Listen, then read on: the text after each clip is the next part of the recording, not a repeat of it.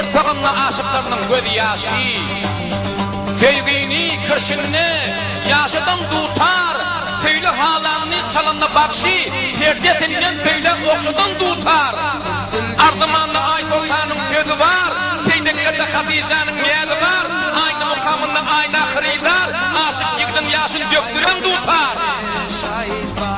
Ayrılık mukamda yürekler kımır, düşünen mukamın oyuna sınır. Höreler mukamı mayı düyelin, almadık köşeğin emdiren tutar diye.